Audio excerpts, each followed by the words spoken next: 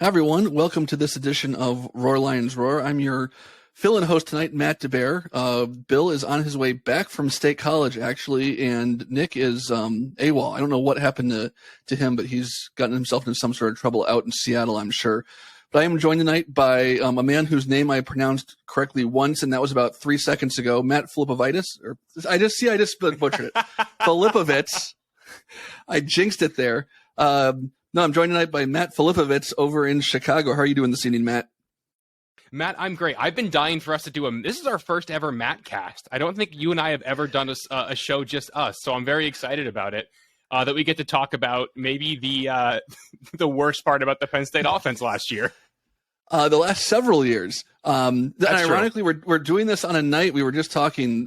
We were recording this on Sunday evening, and if you are anywhere in the North or the Midwest, it is kind of has a hint of fall in the air. I'm in Detroit, Matt's in Chicago. It is, I don't know if we got out of the 60s here today, but it felt a little bit like, kind of one of those early fall afternoons. It felt a little bit like football. So like Matt said, we're going to jump into probably the most controversial and opinion-filled area of the Penn State offense, the Penn State offensive line. Obviously, we don't need to dig into a whole lot of what's happened the last several years, but it has been a struggle up front for Penn State, both protecting the quarterback, opening up running lanes, really for the last couple years. So really, before we get into some of the specifics, Matt, just some of your general thoughts on what the 2022 Penn State offensive line kind of looks like going into the season. I think it's in a better spot than it was last year. I think a lot of that is because there wasn't that much that they lost. I mean, you lose Rasheed Walker, but I think Walker was just really disengaged for a lot of like the latter half of his Penn State his Penn State career. And I get it. Like the dude had a lot of offensive coordinators, dude had multiple position coaches, but it just never felt like he put it all together. And then the other guy to go was Mike Miranda, who didn't even really try to stick around for the program for a sixth year, which I totally get. That's a long time to play college ball. And, they bring in some new exciting guys, most notably Landon Tengwall, who was with the program, but he was the only lineman they signed last year. So now here he is. He got some experience last year. He's coming in now off the red shirt. And I think it could be a really high floor group. I like, the addition of Hunter Norzad. I like moving Scruggs over to center. And then it's going to come down to if Caden Wallace can take a big next step to see if those returning starters can really help elevate this group. So like every year, I'm excited, and I think this is the year. But like the approach James Franklin had, it's got to be you have to show me at this point. Yeah, and that's really, I think, the big point is we've had the same conversation. I felt like I've done this podcast with you, whether it's Bill, whether it's Nick, and we've had the same conversation now for going on, 3 off seasons now. Is this the year that they turn the corner? They made the big change by bringing in Phil Trautwein, and then everything kind of went sideways with COVID right away. And I've harped on that a lot over the last couple of years, especially I think with the struggles last year, that he never really got his arms around the position group. In 2020, he didn't get a chance to even work with them in person until whatever fall camp looked like. Didn't really get a chance. And even to recruit. then, they didn't have like the full group practicing together, did they? Because I know they no, they were working in small groups. So yeah. They were really took the COVID protocol seriously, and the fact that they didn't miss a game, was a testament to that. But I think it really put him behind the 8 ball. And the other thing that was talked a lot about with him was his recruiting acumen, and that was obviously severely limited for the better part of a year, more than a year, with no on-campus visits. Really where Penn State's always shined in the recruiting game is getting kids into Happy Valley and getting them to experience what it's like. He lost that bullet in his gun as well. But as far as what I think excites me about this year, and you kind of alluded to it a little bit, is there's some depth of talent there that I'm not sure we could say was the case the last couple of years. Landon Tengwall is a guy that just looking over the weekend, seeing him listed as a guard has me excited. I think there was some thought, that's where he played last year, is he got a little bit of time at tackle when he worked his way in towards the latter part of the year. Seeing him on the inside, I think, makes me excited about a guy like Fashanu playing at left tackle. I think the fact that they feel comfortable putting Tengwall inside tells you where they feel like they're at with their tackles.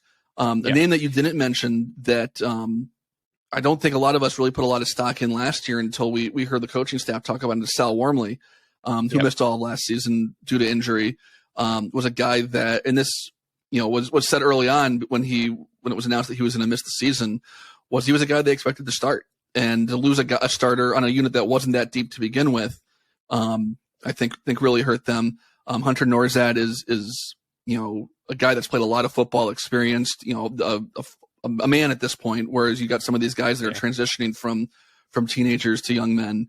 A name that's come up a little bit, I don't know if we expect to see a whole lot of him, is Drew Shelton. Bryce Effner is a guy that I believe missed some time over the spring practice, but he's back healthy. There's he's different combinations of guys there. Yeah, they've got probably. Sorry, go ahead, Matt. No, just said they probably have 7 or 8 guys that they feel pretty comfortable with, are capable of playing at this level, and I'm not sure that was the case last year. I think we saw it with Walker, who was obviously injured to some degree, missed the last couple of regular season games, I believe, and of course the bowl game. Wasn't able to do anything during the NFL scouting season. So whether it was injury related or just being worn down physically and mentally from, like you said, the kind of chain of bad luck that the program had and coaching changes and things like that. I think that the plus side of some of that negative last year is these guys got experience, and I think there's whether this is misplaced or not, we'll find out here in a couple of weeks. But I think there's a real hint of cautious optimism around this group. There's not a lot of talk about how good they feel. It's a lot of, okay, we want to see them prove it. I don't get the sense that you're talking like that if you think there is something to prove. Which really brings us to the next point is why is this year going to be different? Or will it? Do you see things, or are you reading things, or your instinct? What do you see coming this year? I think they'll be better from the start. Number one, because they literally can't get worse. Like, that's a good place to start, especially running the ball. They cannot get worse. And a point I have really harped on a lot of this offseason is, if you think back to Penn State, Wisconsin 2021, there were definitely a lot of unknowns, most notably probably being Anthony Wiggin and Eric Wilson, like that battle. And we figured out within, what was it, Matt, a drive and a half, that Anthony Wiggin just couldn't compete at that level. Is that about how long he lasted in Wisconsin before Eric Wilson took over? I think that was him, and then I think Wilson really struggled too. It's just they never really felt terribly settled at that spot, and I think that put Wilson a lot was of at least able to stay on the field. True, very true. Yeah, and I think the fact that we've seen what would have been unknowns in Olu Fashanu and Landon Tengwall get a lot of reps in the latter half of the year and the bowl game shows that they can hold their own out there on the field, which is something I didn't think that we knew in 2021. So I'm really excited about that. I think Fashanu is a really intriguing player.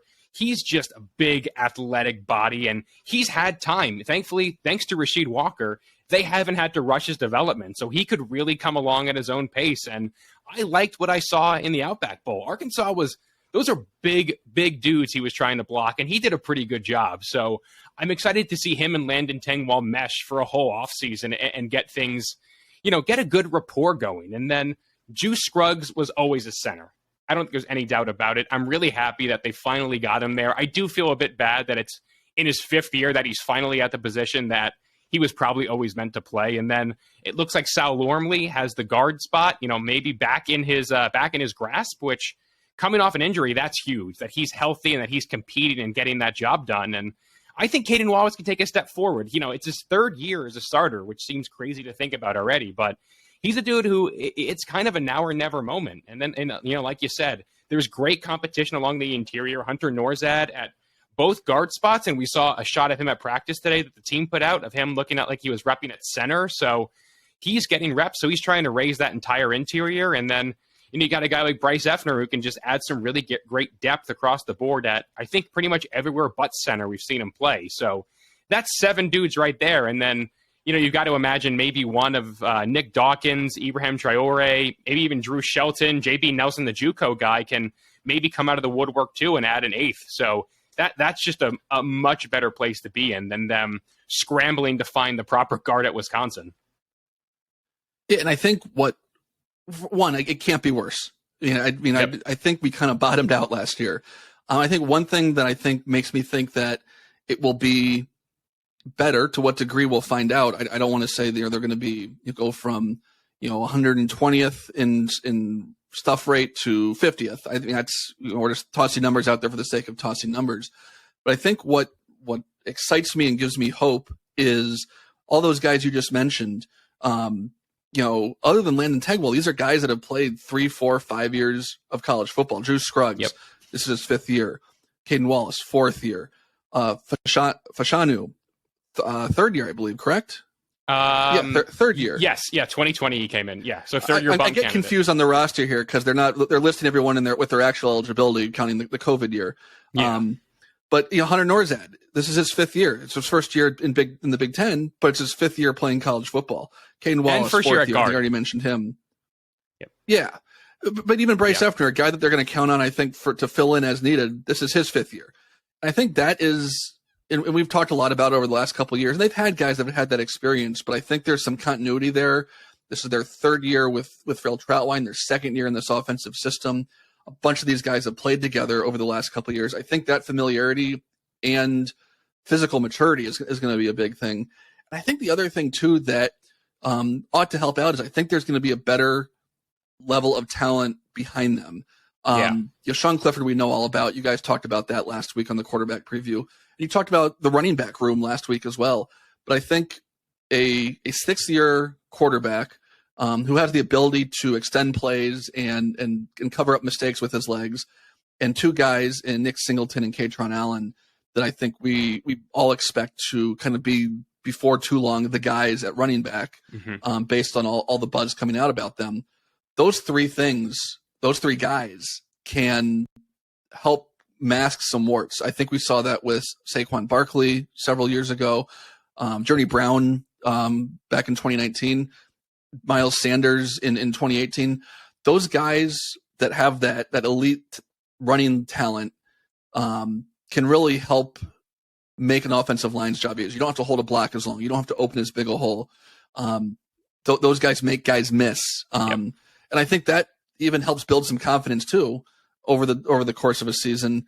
Whereas, you're getting yourself into 2nd and 7 instead of 2nd and 11 because those guys are able to pick up 3 yards in a play that just didn't work. That happens. That's the way football works. Mm-hmm. But I think that combination of things makes me excited for what we can see from the offense this year. And speaking of excitement, as most of you listening are probably aware, our pals at Home Field Apparel dropped, I think it was 15 designs on Saturday. And you guys went absolutely nuts and shattered the Big Noon Saturday home field record. That's right. And the good folks at Home Field are sponsoring us this year. Matt, you actually have some of the shirts. I am still waiting on mine. So I'll let you tell everyone about how great they are and why everyone should use code ROARLIONSROAR on their first purchase at Home Field to get 15% off. Yeah, I own a couple home field things outside of the Penn State collection, which is on the way, according to an email that I got. So I'm very excited to get my items and start rocking those this season. But they're incredibly comfortable. The material is great. I'm a big crew neck guy, and I have one of their crew necks of the UC Irvine Anteater that says Zot, and it is remarkably comfortable. And the weather today was probably perfect for me to wear it. So I'm excited to get my Penn State one added to that collection too. So I have that.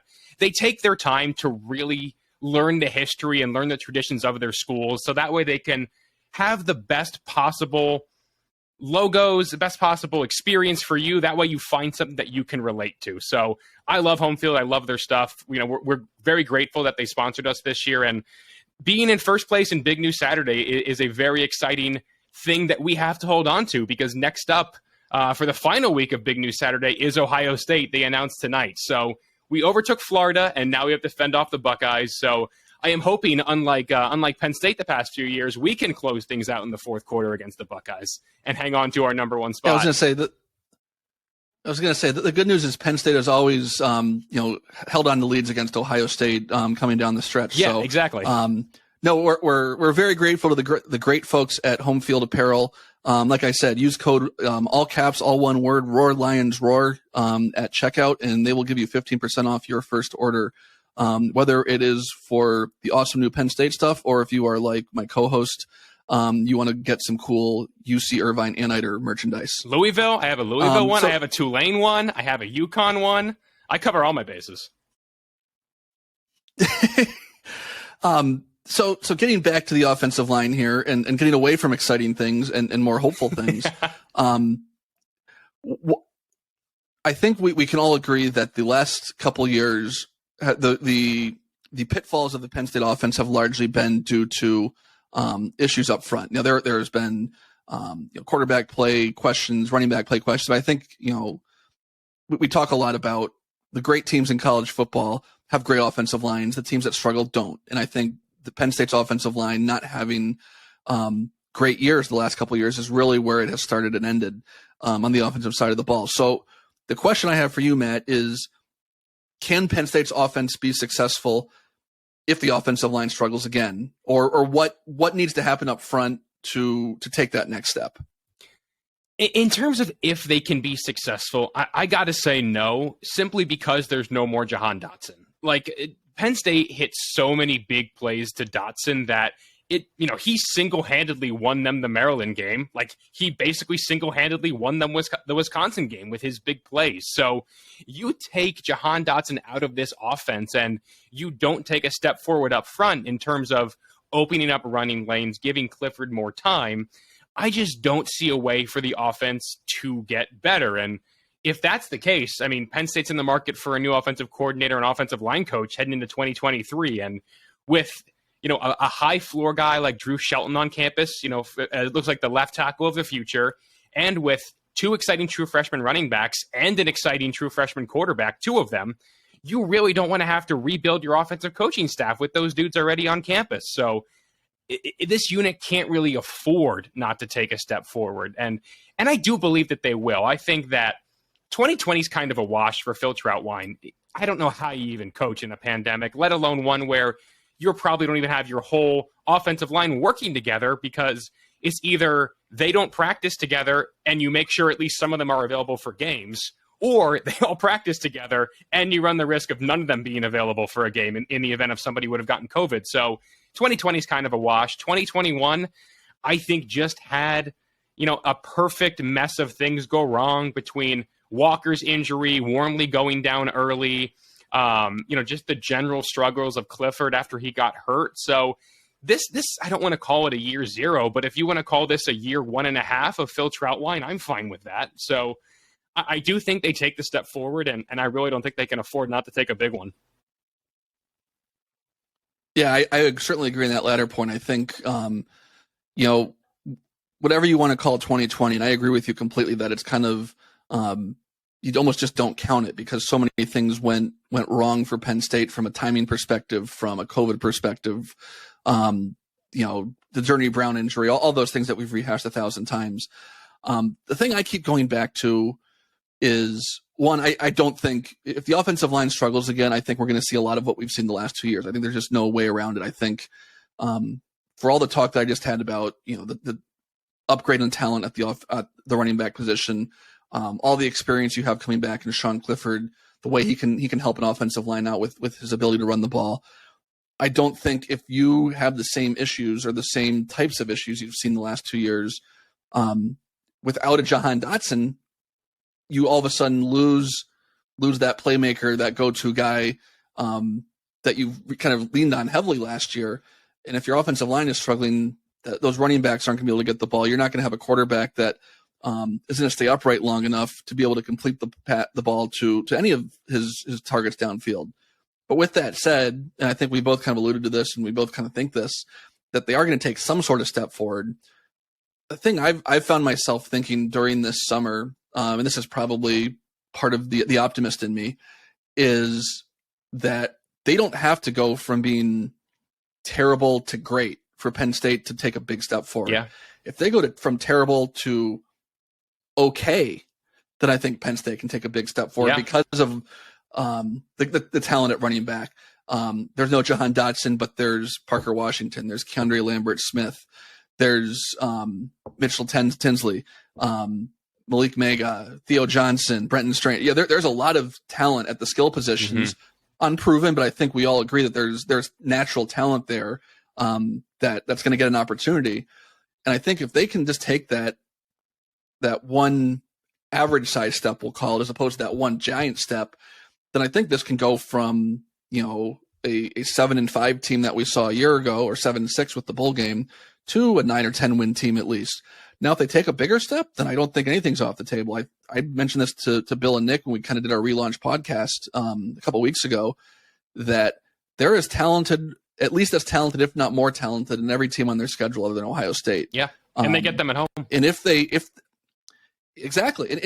everything comes together, which there's a lot of things that need to come together, especially on the offensive line, but if they take that big step, then I don't think there's any reason to think that they can't take a big step in number of wins and kind of get back to where Penn State was not that long ago. I found myself having to remind myself and remind friends in conversation over the last few weeks.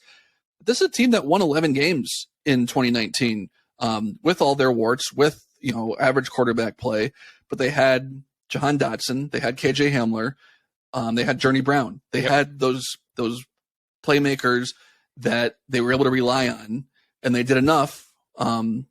And yeah, they were Jahan Dotson tripping over the 10-yard line in Minneapolis away from winning 11 games in the regular season, probably going back to the Rose Bowl. Yeah. On a team that I think we all agree had some, was kind of pieced together in a lot of ways. There were some big holes that they were able to cover up.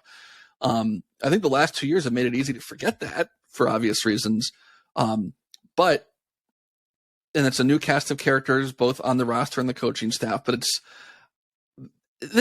August. It's easy to think about, if all these things happen, all these great things are going to happen. But it wasn't that long ago that all those things did come together. And so that's going to kind of be the thing to watch, I think, going forward this year. So with the offensive line, with all these things that we're getting excited about, and we think there's some promise there, what's the one thing you're most excited about to watch with Phil Trautwein's group?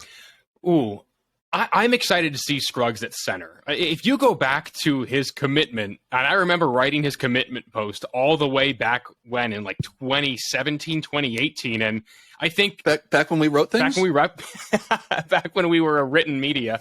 I remember it was I put that he was Penn State's center of the future, and I feel really bad that it took this long for them to finally have the guys around him and for him to get healthy. Of course, he had that horrific accident, pretty early on in his career, and just, major hat off to him for working his way back. That's just a guy you want to root for. But I'm excited to see Scruggs at center. I think that's his natural position. I'm also excited to see him play next to somebody who, this might be mean, who is not Mike Miranda. I think that's going to help a lot. I think the fact that he can play next to a dude like Landon Tengwall, who we all think, has first or second day potential in the NFL draft, Matt? Is that jumping the gun there a little bit? But for sure. I think that's fair. And then a guy like Sal Wormley, who was on pace to start, I think, as a redshirt freshman. And then as a guy in Hunter Norzad, maybe, still in that battle, a guy who's been productive at the Division I level. I mean, sure, it's FCS, but still, Division I football that's still big time ball. Like, he knows how to hold his own. So I'm really excited to watch Scruggs. I mean, from left to right, my starting group right now is probably Fashanu, Tengwall, Scruggs, Wormley, Wallace. And I think Scruggs can be a great anchor for that group. I think having the fifth-year guy in the middle as the leader is just going to be huge for that group's confidence. So I'm just really rooting hard for Juice Scruggs, man. I hope he gets everything he deserves and puts himself on the NFL radar. Yeah, I think that kind of plays nicely into I don't know if excitement's the right word, but I'm most interested in seeing is that depth that we've talked about. Is you just mentioned the 6 guys that I think we'll see a lot of, and I think in past years, whether it be due to injury or coaching philosophy or talent, they've kind of had their 5 guys and that's it. Yep. Last year, they were rotating Wiggins and Wilson to some degree, but they by and large stuck with their 5 guys, barring injuries. And I think there's going to be injuries. That's just the nature of football and the offensive line, especially. But I think you just mentioned 6 guys, 4 of whom can probably play any position in a pinch in the interior, to varying degrees. You mentioned that Norzad had apparently taken some reps at center based on one of the social media posts that the team put out over the weekend. But then you've got a guy like Bryce Effner that has been around the program a long time, that I think the inclination or the feeling I get from the way the coaches talk about him is he's a guy they can feel they can kind of plug in wherever. I'm not sure he's a guy that becomes a rotational piece, but he's a guy that when one of those inevitable injuries, whether it's for a series or a game, strikes, they're not totally panicked having to plug in there at a given spot and like feeling like they're going to lose a lot. You know, he's a guy that's been around the program a long time. 5th-year player, played I think every position just about, other than maybe center. Yeah. And then you have a guy like you mentioned JB Nelson, the JUCO transfer from Lackawanna. Drew Shelton is a guy that I'm not sure any of us thought might play, and that's still probably in doubt. But with the 4 games and some of the early non-conference games, is there an opportunity for him to kind of play his way in? Yeah. So it's Jimmy Christ is a guy that's been around the program. This is his 3rd year now.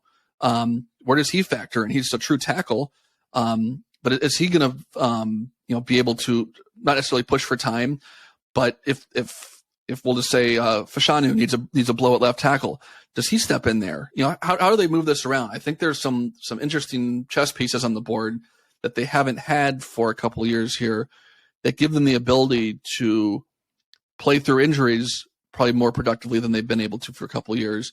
But also if someone's struggling, not feel like there's a huge, they're putting someone in a position where they're not going to succeed by having to pull someone and put someone else in that spot and maybe shuffle things around. I think there's enough diversity of skill on the group and enough depth of talent that there's a little bit of opportunity there to play with things depending on how things progress, especially over the first part of the season.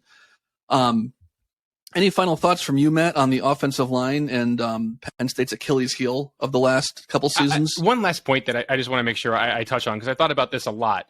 Throughout the entire Franklin era, they've always played dudes where they were needed, not where they were at their best. Like if you think back to Ryan Bates as a tackle when he was clearly a guard. You think back to Brendan Mann, going that far back, who played tackle when he was probably a guard. Scruggs was a guard when he was probably a center. Like there's so many examples of this unit just because they were just decimated by the sanctions. And even, once they recovered from that, they still redshirted dudes and they were still getting young guys in. And now I think we're probably about 3 or 4 years out of that group being fully recovered. And they've still never taken that step because for whatever reason, they still haven't been able to find that perfect match where everybody got to play where they were at their best. And I think we have that this year. So really excited to see that. I'm really curious to see what that looks like. And like you said, Matt, the depth is outstanding. Bryce Effner, Jimmy Christ, maybe JB Nelson, Nick Dawkins. Those are all Hunter Norzad, Wormley, whoever wins that contest, all dudes who are going to see the field. And that's really exciting. So they need to open up a little bit of space. And I think Singleton and Allen can take them a mile. Well, that is a perfect spot to leave it off. Thank you for listening. Thank you to our friends at Home Field. Again, Roar Lions Roar at checkout for 15% off your first purchase. For Matt Filipovits, that's 2 out of 3 on this one. I'm Matt DeBear. Thanks for joining us on Roar Lions Roar.